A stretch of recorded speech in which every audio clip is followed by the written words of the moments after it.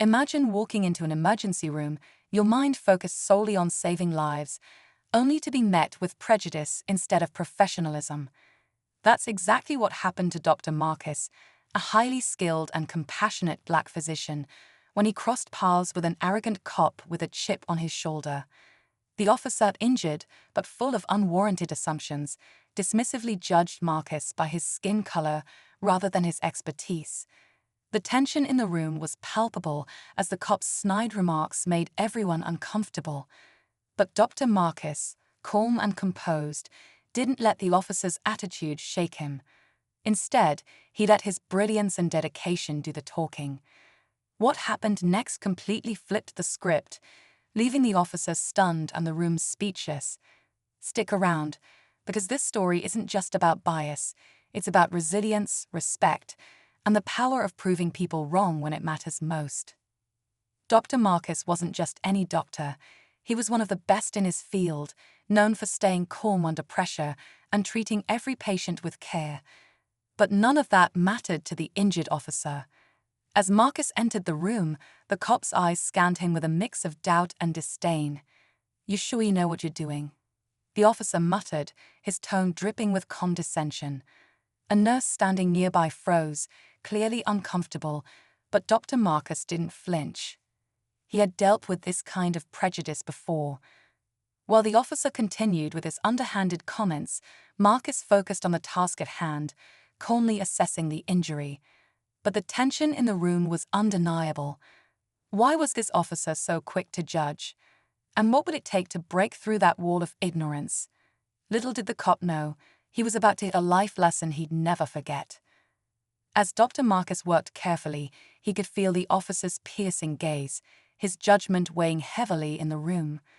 The nurse glanced nervously between them, clearly wanting to intervene but unsure how.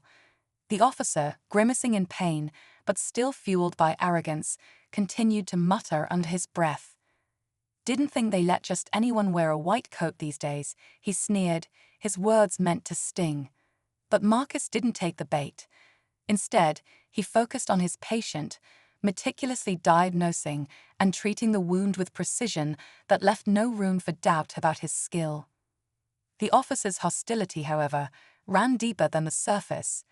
Was it insecurity, a long-held prejudice, or perhaps just the frustration of finding himself vulnerable in a position he couldn't control? Whatever the reason, his words reflected an inner conflict that even he didn't fully understand.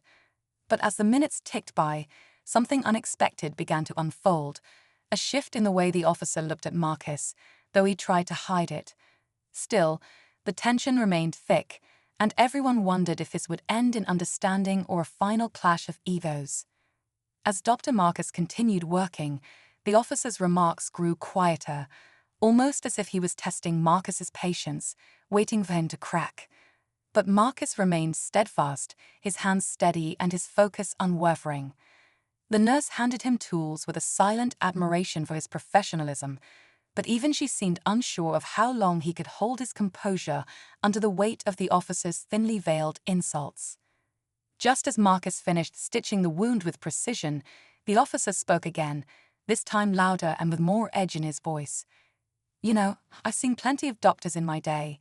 You don't exactly fit the bill," he said, his words hanging in the air like a challenge. The room fell silent. Even the other medical staff paused, their eyes darting between Marcus and the officer, wondering how he would respond. But before Marcus could reply, a sudden sound broke the tension. A voice from the hallway, calm yet commanding, calling for Dr. Marcus by name. Everyone turned toward the source, and the officer's demeanor shifted slightly, though he tried to hide it. There was something about the way Marcus held himself at that moment, unshaken and full of quiet strength, that hinted the officer might not be as in control as he thought. The atmosphere was thick with anticipation, as if the entire room was bracing for what would happen next. Dr. Marcus turned toward the voice in the hallway, recognizing it instantly. It was Dr. Patel, the chief of the hospital and someone who rarely left his office unless the situation truly demanded it. His presence alone carried weight, and the officer, though still feigning indifference, shifted uncomfortably in his seat. Dr. Patel stepped into the room, his eyes scanning the scene before landing on Dr. Marcus. "Marcus," he said with a nod of approval, "I heard about the way you handled the emergency earlier. Impressive work as always." The officer's eyebrows raised slightly, but he quickly masked his reaction. "Emergency?" he asked, his tone skeptical. Dr. Patel turned toward him with a polite yet firm expression. "Yes," he replied. "Dr. Marcus performed a critical procedure just before attending to you. We're fortunate to have someone of his caliber here." The officer opened his mouth to respond, but hesitated, his confidence wavering for the first time. As Dr. Patel left, Marcus returned his focus to the officer, who now looked visibly unsettled. But before anyone could say another word, the officer's radio crackled to life. A colleague's voice came through, frantic and desperate, describing a chaotic scene unfolding nearby. The officer froze, torn between his instinct to respond and the realization that he was in no condition to help. His gaze shifted back to Marcus, who stood calmly, ready for whatever came next. It was in that moment the officer's assumptions began to crack, but the tension between them had never been higher. The officer sat there, his confidence unraveling as the weight of his situation hit him. His radio continued to buzz, his colleague pleading for backup. He looked at Dr. Marcus, the man he had judged so harshly, and for the first time, there was a flicker of vulnerability in his eyes. "I can't go," he muttered, his voice quieter now, almost ashamed. Marcus paused, meeting the officer's gaze with a calm steadiness. "Your job is to protect others. My job is to make sure you're able to do that. But right now, you need to trust me." The officer nodded reluctantly, his walls slowly crumbling. Marcus worked swiftly to finalize his treatment, his expertise shining through as every move he made was precise and deliberate. As Marcus finished, the officer cleared his throat.